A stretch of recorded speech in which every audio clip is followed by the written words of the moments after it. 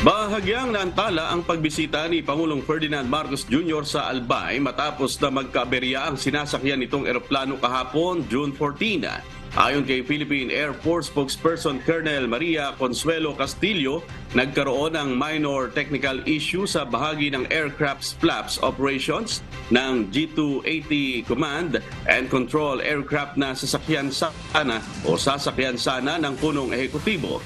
Para magmantine ng mataas na kalidad ng PAF, nagdesisyon umano ang piloto ng eroplano na bumalik sa base ilang minuto matapos itong mag-take off. Tiniyak ng PAF na nakaback up ang C295 aircraft para matuloy ang pagbisita nito sa Albay.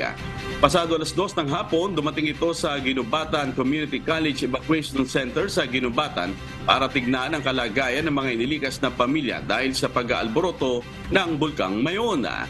Kasunod nito, agad itong humarap sa ilang local government unit officials, department secretaries at national government agencies para magsagawa ng situational briefing na may kaugnayan sa Mount Mayon eruption sa Albay Astrodome sa Legazpi City.